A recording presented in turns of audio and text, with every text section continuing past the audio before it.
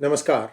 On May 18th, 2023, in the Rayburn Office House building, there was a congressional briefing by HinduAction.org where they presented several instances of anti-Hindu, anti-Sikh, anti-Hazara and anti-Semitism by countries in and around India such as Pakistan and Afghanistan, and also touched upon the genocide that took place of Hindus in 1971.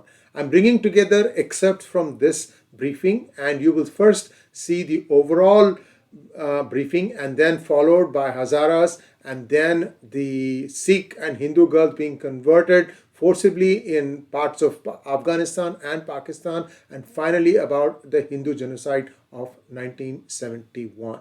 This was brought together by HinduAction.org, and please help HinduAction.org with your generous donations so they can continue to do the good work in Washington, D.C. Thank you and namaskar.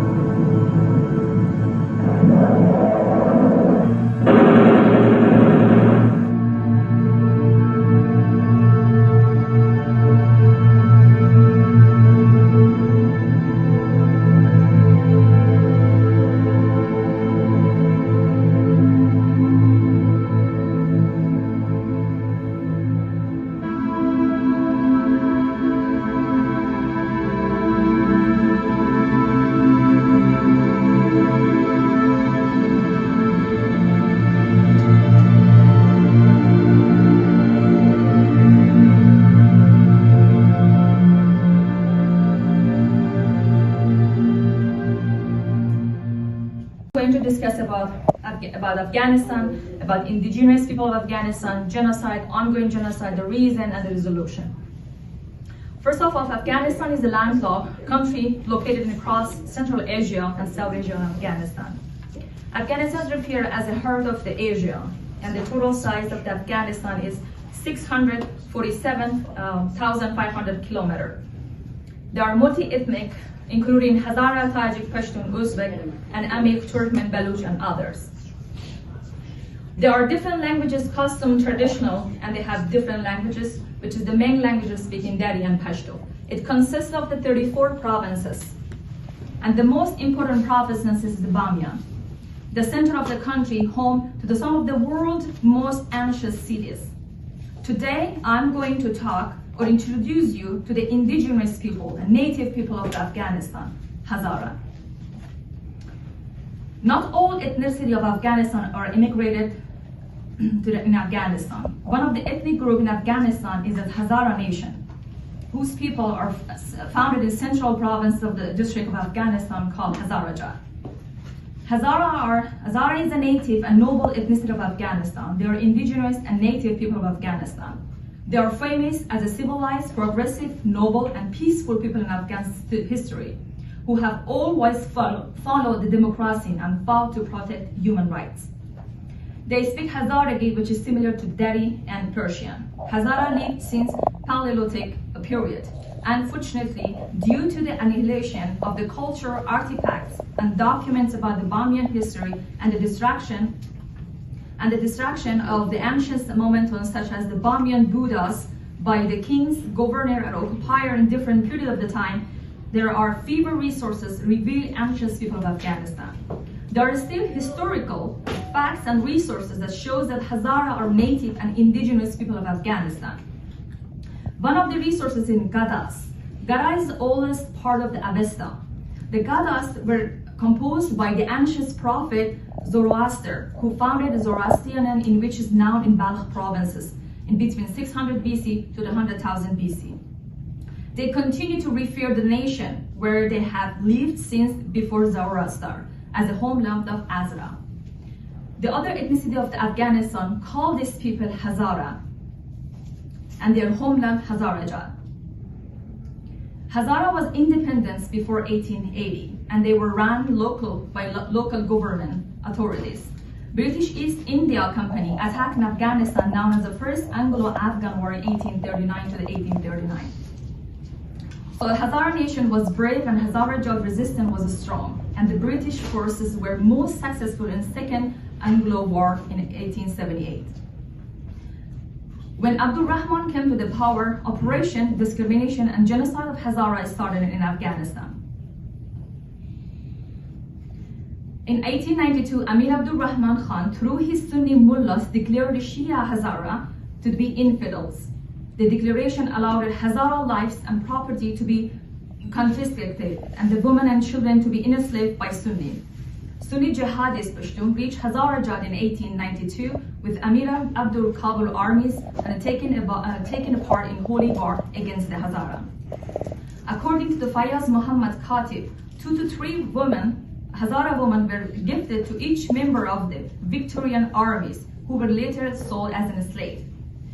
Fayaz Muhammad Khatib was a contemporary writer and historian. He was an Afghan court clerical and skilled calligrapher and secretary to the Habibullah Khan from 1909 to 1990.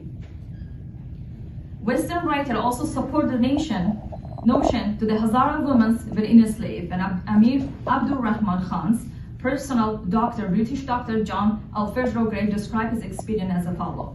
Recently in Kabul, it was very common sight to see a gang of Hazara women with their anvil faces and their dingy dress, ragged and dirty, conducted through the town by a small guard of the soldier, which beyond fixed. As the war progressed, they become too plentiful, and His Highness would often reward painful servants or an officer by presenting him in 1 or 2 as an addition to his harem. Later, this repressive activity became illegal businesses and tax were assessed on. So the trade of the Hazara slaves was begun in 1892, continued for more than 3 decades. And during 2 years of the war, only 600,000 families out of 200,000 families of Hazara Besud were left, which is 70% of was destroyed. And only 8,000 families out of 30,000 families in Urzagan were left, which is 30% of were destroyed, according to Muhammad Gulzar. Eviction.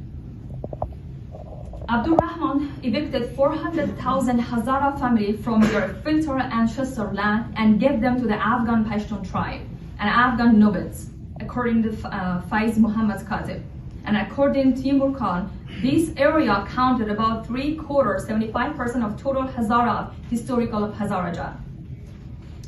Hazara genocide not only did not stop, but discrimination, high tax suppression, and looting of the property and land caused many Hazara to leave their ancient home to the neighboring countries such as Iran, Pakistan, and Western countries. Hazara genocides continue, as you see in this shows, that we have Afshar genocide, we have Mazar Sharif genocide, and Bamiyan and massacre. Bangladesh genocide, because I am also a Bengali Hindu, and we never talked about this genocide in our family. And what I've come to realize in my short stint as an activist is that there is a sense of disbelief and transgenerational trauma that seems to have pervaded the Hindu community, and the atrocities that were meted out during the 1971 genocide were so horrible that we choose not to speak about it. And we hope that those atrocities are never repeated again. But here we are, listening to the stories of the Hazara community. We're looking live as the events are unfolding in Afghanistan. And what we need to recognize is, being part of one of the greatest democracies in the world, we have the responsibility to make sure that each of these ethnic cleansings come to light, and the radical ideological people that support these type of campaigns against vulnerable ethnic minorities are held accountable and not allowed to get away with it. It is difficult to discuss these activities because there are strong lobbies within America that frame these discussions in the light of some sort of religious bigotry, which it is not. Because I can assure you that the radical ideology that creeps its way and slowly commits ethnocide against vulnerable minorities ultimately devours its own society from within. And we are seeing that with the suppression of the women's rights in Afghanistan, right? They're the same group of people, but now the women there have no voice, no identity. They are losing everything. So I stand here with my hands folded for everybody to also become aware that there has been an unfolding slow ethnocide of Hindu girls, Christian girls, Sikh girls, and other minority girls in Pakistan. They have been subjected to a systematic campaign of abductions, rapes, forced conversions, and erasure from their communities. The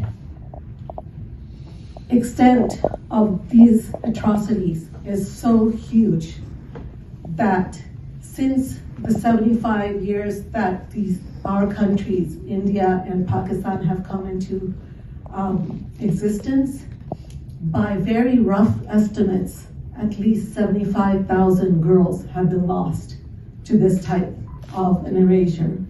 And the children are anywhere from 9 to 16 years old, and they are plucked in broad daylight from their families and taken away from ever. What is even more disturbing is that the state machinery, the judiciary of Pakistan, protects the perpetrators. Even though the UK in 2021 recognized these atrocities, and in 2022 called out the infamous cleric Mia Mitu and sanctioned him, that type of action has not happened in America. We owe it to the communities to speak up. We should condemn Pakistan state-sponsored terrorism and ethnocide of its minority communities. We need to have a plan to protect, rehabilitate, and rescue these girls. So please, join me and HinduAction and similar like-minded groups to come together, and whenever you get the opportunity, please speak up about these girls that are being trafficked every day. This is a pattern of behavior, unfortunately, that gets duplicated in many parts of the world on many sections of society. We have seen it with the Hazara community, we have seen it with the Yazidi community, and we are now seeing it in pockets of Europe in the form of grooming gangs. So this is not something that is going to go away if we close our eyes. So I hope that everybody will have the courage to talk about a very unpleasant, unfolding human rights situation and make sure that our lawmakers can stand up to some of the powerful lobbies that have the goal of silencing the voice of activists who are speaking up for these girls. Thank you so much. I want to tell about what happened in 1971. It is the largest unrecognized genocide in the human history. In 1971, after the partition of India in 1947, the first time election took place in Pakistan on 7 December in 1970. And this election, the Yahya, the Pakistani president, he thought he will win or he will make a coalition government. Unfortunately, he lost. And the People's Party, mostly they got, they win their seat, constitutional seat in West Pakistan, and Awami League, they win in East Pakistan, within East Pakistan, now in Bangladesh. And Bangladesh population at that time was 75 million, and the Pakistan population was 50 million. In that way, the power was, was in East Pakistan hand according to the election. Why they start this murdering? I cannot explain, but they do not want it to hand over the power to the East Pakistan people. Bangabandhu Sheikh Mujibur Rahman, he was the leader, but they calculated why they couldn't win. They couldn't win at that time in the East Pakistan. The Hindu people have 18.5% vote, and Awam League, they got 39.7% vote. The 50% vote they got from the Hindu community. But you can say they win with the vote of Hindu community. But not only taking the control of the Bangladesh or the Islamist line, they thought if we can murder these people, so we will have an Islamist country. So they start the ethnic cleansing, and they have a meeting on 27th February, and they disclosed how they gonna murder if they can murder 3 million people, so they can have their land, their property, and the poor Muslim community, they will get this land, so it will be a strong Islamist country. So they wanted to vanish in any way the non-Muslim, especially the Hindu community. And I want to tell one thing. We have a very common background with Hazara community. They are innocent, they do not have any criminal record, and we are the same. We do not have any criminal record. We do not have any terrorist group. We do not have any organization. Those are, fighting with others. We just want to live our life. Bangladesh, their culture, the Hindu community, we preserve our history, our culture, everything. We are the custodian of the Bangladeshi culture, and the invader, they are the custodian for destroying everything. So what they want to make an Islamist country, they start murdering. When they start? On March 25th, on the name of Operation Searchlight. Without any prior declaration or anything, they just start murdering on 25th March. Where they start murdering? They come through the cantonment, and first they attack a Hindu university dormitory. The most of the intellectual person and the teacher, student, they were the proactive for this election, and the educated person. I want to tell you, still today, the Hindu community is 10% higher educated than normal education. The total country education is 10% less than Hindu community education, and our people are cultural, educated, and they more than before the partition. In 1947, you can say 80% land asset was belong to the Hindu community. So we the people to belong these talent, educated, and innocent people, and cultural people. So they want to destroy the Hindu identity, the culture of the land, the son of the soil. So they want, this is their plan. And indiscriminately, they start murdering from Jagannath Hall and Ramna Kali temple, and then they went into the Hindu area, the old Dhaka, all Hindu area they attacked. And simultaneously they also attacked the police station and border security force station too. But they wanted to show this is, if we can murder the Hindu community, so Islamist group will be happy. So Islamist group will align with this Pakistani army, and they will continue with power.